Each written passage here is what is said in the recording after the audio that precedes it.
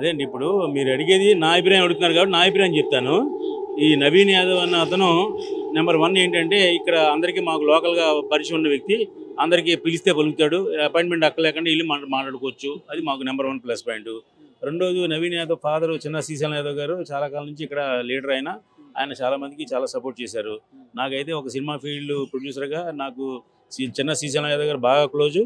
వాళ్ళ అబ్బాయి నవీన్ యాదవ్ క్లోజు. వాళ్ళ తమ్ముడు ప్రవీణ్ కూడా మాకు బాగా క్లోజు. కాబట్టి నా సపోర్టు మా కమ్యూనిటీ తరపు నుంచి మేము ఆయనకి సపోర్ట్ చేస్తున్నాం. డెఫినెట్‌గా ఆయన ఎలక్షన్ నెగ్గడానికి ఎక్కువ అవకాశాలు ఉన్నాయి.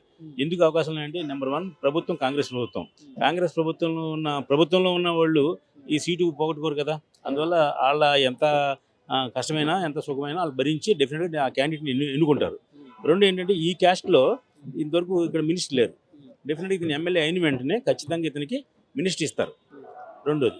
మూడోది ఏంటంటే యువకుడు ఏదైనా పిలిస్తే పలుకుతాడు, మాకు అందుబాటులో ఉంటాడు. ఎప్పుడు ఎవరికైనా ఏ అందుబాటులో ఏ కష్టం వచ్చినా రా అన్న అంటే వెంటనే బయలుదేరి వస్తాడు. కాబట్టి ఈ 3 ప్లస్ పాయింట్‌తో ఈ ఓటర్ చూస్తారు తప్ప ఇది బీజేపీ సెంట్రల్‌లో ఉంది లేదా ఇంకోటి ఉంది అన్నీ నాకు తెలీదు. నేనైతే ఎవరిని కామెంట్ చేయను. నేను ఎవరిని సపోర్ట్ చేస్తానో వాళ్ళ గురించి మంచిగా చెప్తా. ఇప్పుడు మిగతా వాళ్ళు ఏంటంటే ఆ రౌడీ అనేది అని మాడుతుంటారు కదా, అది తప్పు. ఎందుకంటే నువ్వు ఏం చేస్తావు, సర్వీస్ ఏంటి, నీ గొప్పతనం ఏంటి చెప్పుకోవాలి తప్ప ఎదర్ క్యాండిడేట్ని విమర్శించడం వల్ల అది మైనస్ అవుతుంది తప్ప ప్లస్ అవ్వదని నా ఉద్దేశం. అంటే నిప్పులేందే పొగరాదుగా అన్నట్లు కూడా ఒక ప్రచారం అయితే జరుగుతుంది పబ్లిక్లో. మెయిన్గా ఏంటంటే ఒకవేళ మీరు అన్నట్లు కాంగ్రెస్ నుంచి నవీన్ యాదవ్ గెలిచినట్లయితే ఖచ్చితంగా ఇక్కడ ఒక రౌడీజం పెరిగిపోతుందో, రక్తపాతాలు మొదలైతే అన్నట్లు ఈ కాన్స్టిట్యున్సీలో అంటే మామూలుగా సాధారణ బస్తీలో మాట్లాడుకున్నటువంటి సందర్భం అన్నమాట ఇది. అవన్నీ కరెక్ట్ కాదండి. ఇది 2025 సంవత్సరంలో ఉన్నాం. మనం ఎక్కడున్నాం, మనం అడవిలో లేం కదా. మనకి డెఫినెట్గా సిటీలో ఉన్నామండి.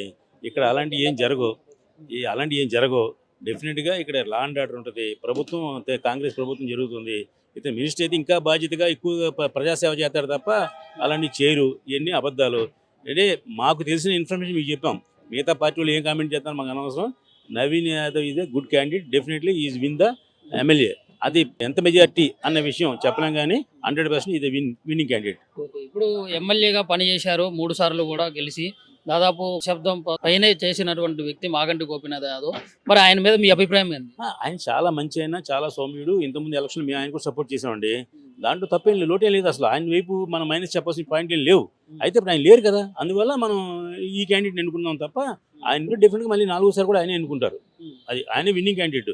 బట్ ఆయన లేరు కాబట్టి ఆల్టర్నేటివ్గా ప్రత్యామ్నాయం ఎవరున్నారు మంచి క్యాండిడేట్ అని చూస్తే డెఫినెట్గా నవీన్ యాదవ్ నెంబర్ 1.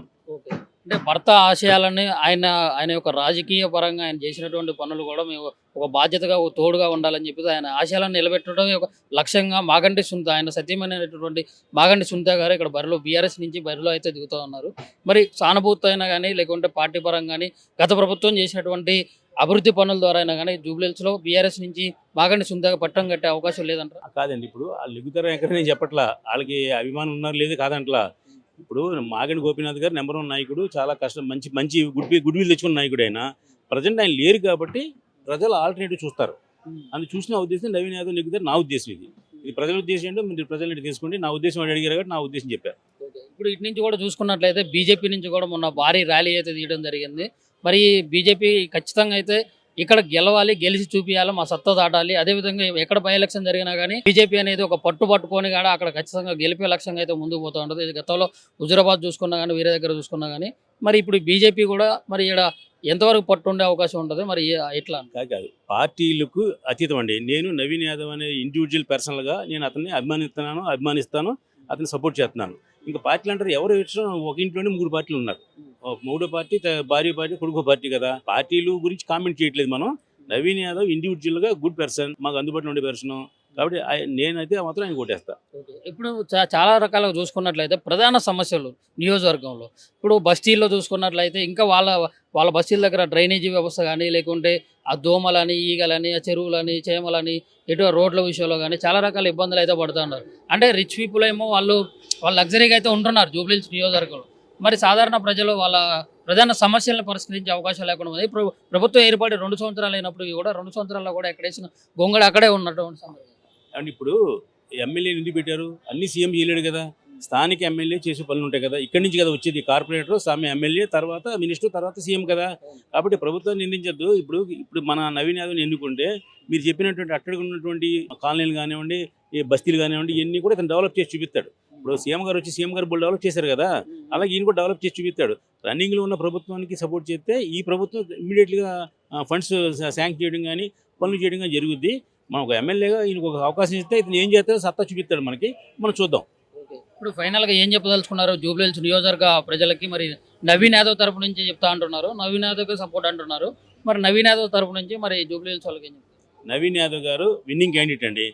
అతని మెజార్టీ ఎంత అనే విషయం 4 రోజుల చెప్తాం. అది నెగ్గుతాడా నెగడా అనే డౌట్ పక్కన పెట్టండి. ఇంకా అయిపోయింది, క్లియర్ అయిపోయింది కదా. అది విన్నింగ్ క్యాండిడేట్. అతని మెజార్టీ ఎన్ని లక్షలు వస్తుంది, 8,000 వస్తుందో అప్పుడు 4 రోజులు పోయిన తర్వాత మనం ప్రమోషన్ పెట్టి తెలుస్తుంది. డెఫినెట్గా 11వ తారీఖుని అందరి జనం యొక్క నాడి కూడా బ్యాలెట్ బాక్స్ పడుతుంది. ఇప్పుడు మీరు సినిమా రంగంలో మరి చిన్న శ్రీశైలం యాదవ్ గారికి మీరు చాలా స్నేహితులు సన్నిహితులు అని చెప్తా ఉన్నారు.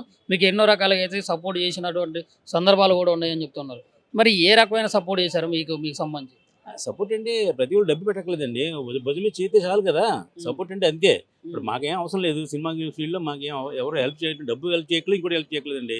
అన్న అంటే నేను ఉన్నా అని పలికే మనిషి మా శ్రీశైలం యాదవ్ అన్న. ఆ తర్వాత నెక్స్ట్ జనరేషన్లో ప్రవీణ్ వచ్చాడు, తర్వాత నవీన్ యాదవ్ వచ్చాడు. వీళ్ళందరూ మాకు ఫ్యామిలీ ఫ్రెండ్స్ అందరూ. కాబట్టి సపోర్ట్ అంటే డబ్బు ఇస్తేనే సపోర్ట్ అనుకున్నారా ఏంటి? ఓ మోరల్గా మా మనిషి ఉన్నాడు అంటే సపోర్ట్ మాకు అది చాలన్నమాట. ఆ విధంగా మాకు సపోర్ట్ చేశారు. డెఫినెట్గా విన్నింగ్ క్యాండిడేట్.